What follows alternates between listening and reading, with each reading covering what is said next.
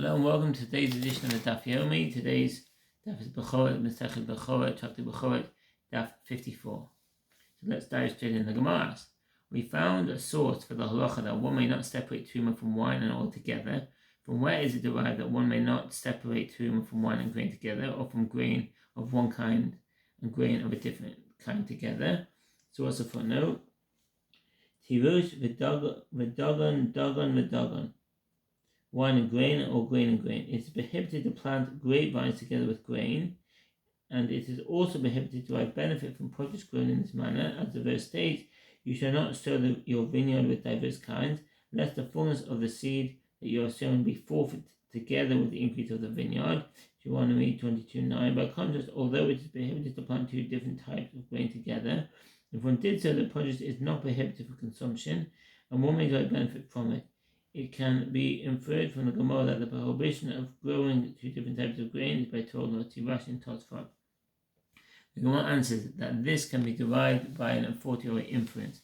And if wine and oil, which are not prohibited due to the prohibition of diverse kinds, if they are planted with each other, nevertheless they may not be tied from one for the other, then with regard to wine and grain, or grain and grain, which are subject to prohibition of diverse kinds when planted with each together, it is not logical that they may not be tied from one another, from one or for the other. The Gemara challenges this derivation problematic according to the opinion of Rabbi Shia. The commentaries explain that Rabbi Shia's reasoning is based on the verse, you shall not sow your vineyard with diverse kinds, Deuteronomy 22:9, which indicates that one may not plant two types of plant in a vineyard, in addition to the vines themselves. According to Rabbi Yonatan, who disagrees with Rabbi Shia, the prohibition of diverse kinds in a vineyard applies even if only one other kind is planted with the vines. According to his opinion, the prohibition applies when the seeds are not planted with a single hand motion. Some of the early commentaries hold that even according to the opinion of Rabbi Yonatan, prohibition of diverse kinds applies only when the grain and the grape seed are planted with a single hand motion. That's from the Ramban, who says that the verse, you shall not sow your vineyard with diverse kinds, Deuteronomy 22:9, means that one who sows diverse kinds is not liable by Torah law until he sows wheat and barley and a grape seed with a single hand motion.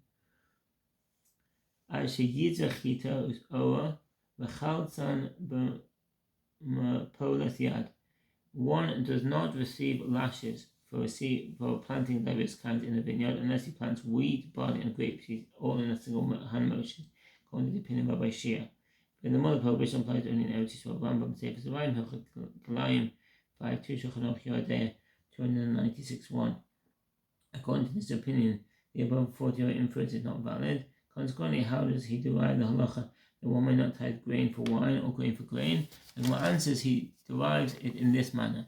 And if wine and oil, which are not prohibited as diverse kinds with each other, even by means of something else, i.e. even if one planted a different kind of grain seed with them, do not become prohibited, and yet they may not be tied from one for the other. And then with regard to wine and grain, or grain and grain, which are prohibited as diverse kinds with something else, i.e. if they are planted with another type of seed, it is not logical that they may not be tied from one or for the other. The Gemara asks, it can be derived in this manner that one may not separate teruma or tithe from wine or grain, or vice versa. But from where do we derive prohibition against separating teruma or tithe from two species in general that are not grain, e.g. lentils and beans, one for the other?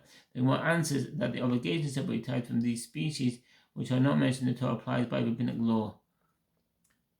Hanei the Rabbanan Ninhu. Some early commentators prove from the wording of the Gemara that the requirement to separate teruma and tithe from all produce other than grain, grapes, and oil is by rabbinic law. Rashi Tosfot. The Rambam holds that the obligation to separate teruma and tithe from all produce apart from vegetables is by Torah law. Some maintain that the Rambam derives its ruling from the Jerusalem Talmud. That's from the Bible and the Aruch HaShulchan. And concerning all ordinances that he introduces them parallel to Torah law. Therefore, just as by Torah law two species may not be tied from one for the other, so too those mixtures that are prohibited by rabbinic law may not be tied one for another.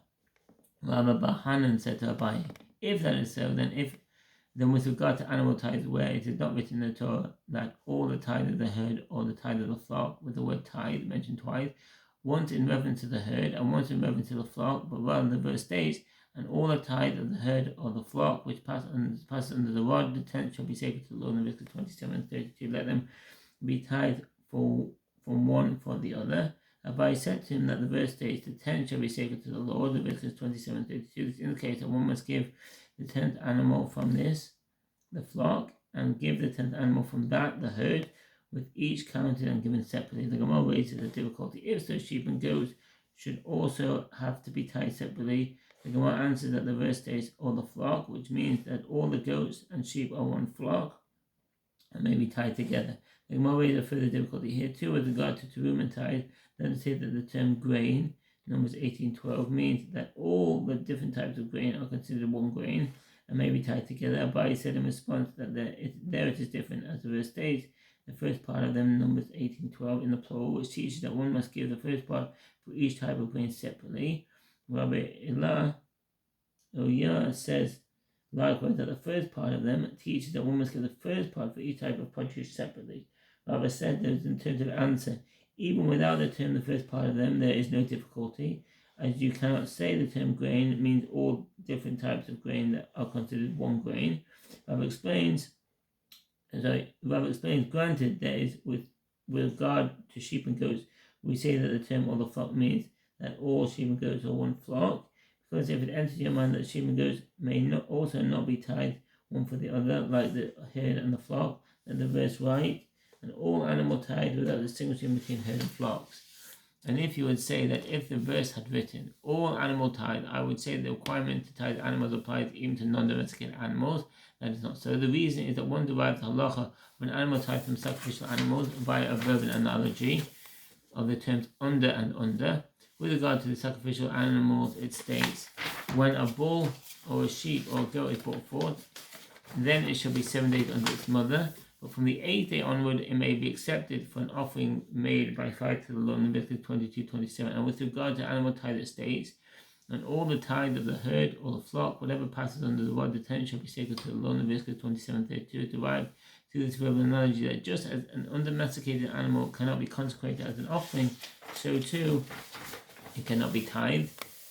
Robert continues his explanation, and as one would not have thought that undomesticated animals are included in the animal tithe, the verse could have stated, and all the animal tithe, and one would derive that one species may not be tithed for another by a fortiori inference from new grain and old grain. So said earlier, if the grain tithe may not be taken from the new grain for the old grain, despite the fact that prohibition of this kind does not apply, all the more so with regard to different species of animal, which are prohibited as diverse kinds, the animal tithe may not be taken one from them for another. If so, why don't the verses state the herds or the flocks? It teaches that the herds of cattle and flocks of sheep and goats may not be tied from one for the other, but sheep and goats, which are both called flocks, may be tied one for the other. The Bible concludes, but here in the case of grain, would it suffice if the Torah had not written grain, exclude other types of food from the obligation of tithe by Torah? In other words, the term grain was said to be to exclude other types of food, as one cannot claim that they could have been excluded in some other manner. Avunus of Rav Nachman objects to this claim of Rava, in which it is derived from the words herd and flock, that cattle and sheep may not be tied together. One can say, instead, this teaches that one should intermingle the cattle in the herd with the sheep in the flock and tie them all together. Zutu, son of Rav Nachman, said to Avunus, son of Rav Nachman, Rava also accepts the opinion of Abai that the verse, the tenth shall be sacred to the Lord, teaches that cattle and sheep must be tied separately, and therefore he does not entertain that derivation. There are those who say that Rava said, even without the verse, the tenth shall be sacred to the Lord, you also cannot say that a herd and flock should be tied from one for the other, as animal tithe is opposed to grain tithe, just as grain tithe may not be separated from one type of grain for the other grain, that is not its type. Maasa dagan mimin al she'ena mino lo. One may not separate tithe for one type of grain from another type of grain. Ram Sefer Zvarim Hilchah Maasa 8:16 Shulchan Aruch Yerodea 331 72 to 71 72. So two animal types may not be separated from one type of animal from another species of animal that is not its type. The Gemara asks, but isn't it Rava himself who said that the term year by year in Deuteronomy 14:2 teaches that I have juxtaposed the two types of tithe with regard to the year in which they were born, teaching that one may not tithe old and new flocks together. With regard to another matter, i.e., is there no prohibition of tithing two types together? And one answers, Rava retracted that first opinion and maintains that the juxtaposition applies even to tithing of two types together. And if you wish, say instead that one of these opinions was said by Rav Papa, not by Rava. Since Rav Papa was Rava's closest student and took over as head of the academy after Rava's death, his statements were occasionally mistaken with those of Rava himself. Mishnah: animals subject to the obligation of animal tithe joined together. What does that mean? Masha Behemim Talev. One is not required to bring all his animals born in the same year into a single pen for the purpose of tithing them. Rather, each flock may be tithed separately. If one has 5 lambs in one city and 5 in another, they do not combine, and they are all exempt from animal tithe, provided that the two flocks are kept at least 16 mil apart. And so Ram say for Bekhorot 7:2. If the distance between them is no greater than the distance that a grazing animal can walk and still be tended by one shepherd, and how much is the distance that a grazing animal walks? It is 16 mil. So what's a mil? A mil is a unit of distance. Presumably the word derives from the Roman mil or mile, although the distance of a mil is almost certainly not identical to that of the mil. Mil is M-I-L-L-E, and here mil is M-I-L. The Roman mile was 1,000 steps, about 1,490 meters. However, the sage established a mil as 2,000 cubits, which is a shorter distance. Recent authorities disputed the length of this measurement. Al-Chaim holds that 1 mil is about 960 meters, while the Chazon Ish maintained that it is almost 1,200 meters. And there's a picture here of a Roman milestone. If the distance between these two animals and those animals was 32 mil, they did not join together. If he also had animals in the middle of that distance of 32 mil, he brings all 3 flocks to a pen and ties them in the middle. Rabbi Meir says the Jordan River divides between animals on 2 sides of the river with regard to animal tithe, even if the distance between them is minimal. The Mishnah teaches that animals join together for the purpose of tithing if the distance between them is no greater than the distance a grazing animal can walk and still be tended by one shepherd. The Gemara asks from where these matters derived. Was the source that this is the maximum distance at which they can be tied together?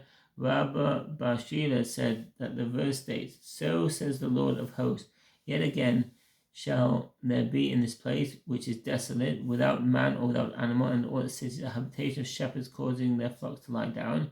In the cities of the hill country, and in the cities of the lowland, and in the cities of the south, and in the land of Benjamin, and in the places about Jerusalem, and in the city of Judah, the flock shall again pass under the hands of him who counts them, says the Lord." Jeremiah 33:12-13. It is derived from here, and animals that can pass under the hands of one shepherd are called one flock and can be counted together for the animal tithe. The sages have an accepted tradition that the eye of the shepherd can see up to a distance of 16 mil. The Mishnah teaches that if the distance between these animals and those animals was 32 mil, they did not join together. The Gemara infers it is only if the distance between them is 32 mil that they did not join together, from which it can be inferred that if the distance between them is less than this, they do join together. But the Mishnah earlier teaches 16 mil, which indicates, and no more. The Gemara answers, one cannot infer that if the distance is less than 32 mil, the animals join together. The Mishnah mentions 32 mil only because it wants to teach in the latter clause. If he also had animals in the middle of that distance of 32 mil, he brings them all to a pen and ties them in the middle. The Gemara asks, and how many animals must he have on the 2 sides and in the middle in order to tie them as one group? Rav says 5 from here and 5 from there and 5 in the middle. The reason is that these 5 in the middle are fit to combine with the animals here and are likewise fit to combine with the animals there, to amount to a total of 10. To which the obligation of animal tithe applies. For this reason, all 3 flocks are considered as one flock. And Shmuel says, even if there are 5 from here and 5 from there, and only 1 in the middle, may they be tied together. The reason is that we see the shepherd as one who stands here in the middle, and we apply the verse who counts in Jeremiah 33:13 to him. Since he can see and count both sides from his vantage point in the middle, they are considered one flock. Thank you for listening, and I wish you all the best. Bye.